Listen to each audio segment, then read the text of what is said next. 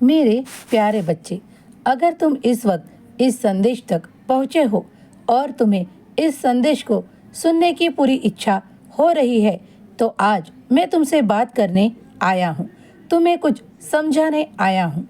अगर तुम्हारे मन में कोई निर्णय लेते वक्त दुविधा हो तो उसी वक्त मेरा स्मरण करो। अगर जिस दो राह पर तुम रुक रहे हो उस ओर पूरा ध्यान दो कि तुम्हें क्या करना है, किस पर निर्णय के लिए तुम्हें रुकना है। उसी वक्त तुम मुझे स्मरण करो और स्मरण करते वक्त उन दोनों विचारों को अपने मन में एकाग्र होकर सोचो।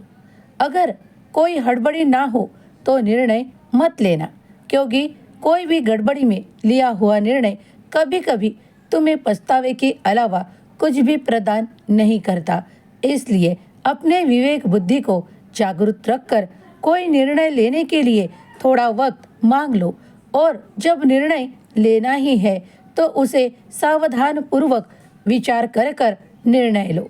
जब तुम निर्णय लोगे तो मेरा नाम पुकारो, मैं तुम्हें सही दिशा बताऊंगा। अगर उस वक्त तुम्हें ऐसा लगता है कि दो पर्यायों में से एक पर्याय तुम्हारे लिए उचित और बहुत कुछ सफलता लाने वाला है, तो उसी वक्त बाबा का नाम लेकर उस निर्णय पर तुम अपना उत्तर दो और तुम्हारा चुनाव करो। क्योंकि अगर तुमने उसी वक्त गलत निर्णय चुन लिया तो तुम्हारे लिए बहुत सी मुश्किलें सामने होंगी। इसीलिए कहता हूँ, हर वक्त बाबा तुम्हें सहायक होते हैं, लेकिन तुम्हें भी बाबा पर पूरा विश्वास करना होगा। श्रद्धा सबूरी को अपनाओ, और कभी भी हड़बड़ी में लिया हुआ निर्णय कभी कभी तुम्हें गलत दिशा की ओर भी ले जा सकता है। इसीलिए सावधानियां बरता करो। इस कलयुग में जीवन जीते जीते कई अड़चनों का सामना करना पड़ता है। मनुष्य जीवन में अड़चनें और उसका सामना करना ही सच्चाई है, और उससे आगे निकलना यह दैवी आशीर्वाद है।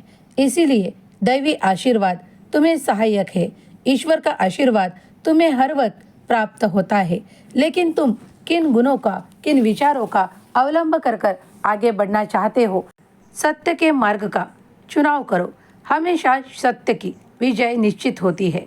इसीलिए जो पर्याय तुम्हें अच्छा लगता है और जिस ओर बढ़ने में तुम्हें सुविधा होती है, उसी मार्ग का हमेशा चुनाव करो। तुम्हारा निर्णय कभी भी गलत साबित नहीं होगा। जो कोई भी आज तुम्हारे विरोध में है वो कल नहीं होगा, क्योंकि बाबा तुम्हारे जीवन से वो विरोध करने वालों को हटा रहे हैं। तुम्हारा मार्ग स्वच्छ और सुंदर होने जा रहा है। इसके लिए तैयार रहो। तुम जब भी बाबा को पुकारते हो तो बाबा भी तुम तक आकर तुम्हें आशीर्वाद प्रदान करते हैं। वैसे ही आज भी मैं तुम तक आकर तुम्हारे मुश्किलों का हल करूंगा और तुम्हें समाधान प्राप्त होगा। हमेशा खुश रहो, तुम्हारा कल्याण होगा। 11 वचनों को प्रतिदिन पढ़ा करो। जब तुम पढ़ते हो तो मैं सुनने आता हूँ, ये हमेशा याद रखो। हमेशा सुखी रहो।